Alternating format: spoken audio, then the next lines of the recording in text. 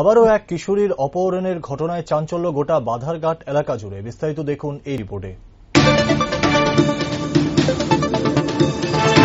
গত শনিবার বিকেলে রাজধানী আগরতলা শহরের বাধারঘাট এলাকার এক যুবতী প্রাইভেট টিউশনে যাওয়ার পথে আমতলী থানার অন্তর্গত চৌমুনি বাজার নারায়ণ খামার এলাকার সুভাষ ঘোষের ছেলে সুমন ঘোষ ওই যুবতী মেয়েটিকে অপহরণ করে নিয়ে যায়।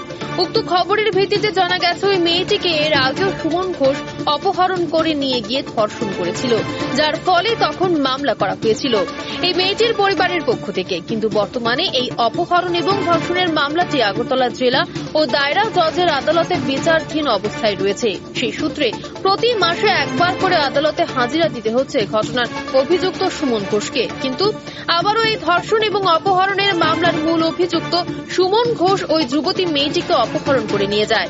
এমনকি উক্ত ঘটনার খবরের ভিত্তিতে রবিবার ওই যুবতী মেয়ের পরিবারের পক্ষ থেকে আমতলী থানায় সুমন ঘোষের বিরুদ্ধে লিখিত আকারে মামলা দায়ের করা হয়।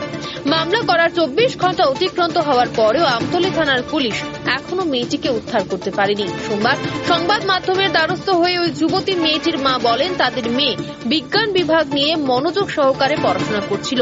প্রেম করে কারোর সাথে পালিয়ে যাওয়ার মনোভাব ছিল না তার মধ্যে।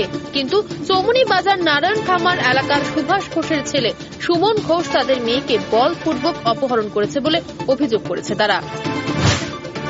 গত শনিবার দিন মেয়ে মাস্টার বাড়ি গেছে, তারপর থেকে আমি আর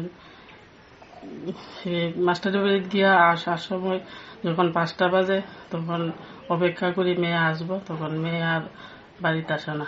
আপনার মেয়ে? আমার মেয়ে। কয়টা নাগাদ বাড়ি থেকে গেছিল? 3:30 নাগাদ। হ্যাঁ, তারপর কি হয়েছিল? তারপর সে আমাকে ফোন করেছিল, কিন্তু কে জানি তার থেকে মোবাইলটা নিয়ে গেছে। তারপর আমার মেয়েকে এখন পর্যন্ত পাওয়া যাচ্ছে না। পুলিশে কি বিষয়টা জানাইছিলেন? হ্যাঁ, পুলিশকে জানাচ্ছি। মামলা করেছেন? মামলা করেছি। কোন থানাতে? আমতলী থানাতে। আচ্ছা, তারপর পুলিশ কি কইছে? পুলিশ কইছে যে তারা চেষ্টা করছে। আচ্ছা আচ্ছা, তারপর কি হয়েছে? বা মানে যে ছেলেটা যে নিছে কি মানে জোরপূর্বক কি অপহরণ করছে না কিভাবে হয়েছে? হ্যাঁ, সে অপহরণ করেছে। আমার মেয়ে সায়েন্স নিয়ে পড়াশোনা করত, ওর মনে কোনো এসব মনোবৃত্তি নেই। তবে ওর নামে আগেও থানাতে আমরা করেছি, তার কোর্টে ওর বিচার চলছে। ছেলেটার নাম কি?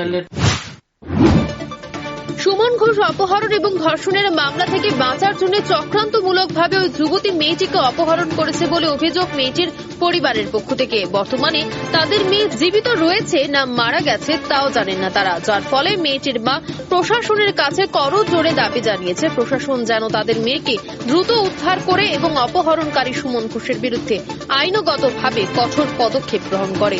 Bureau report, rising Tripura.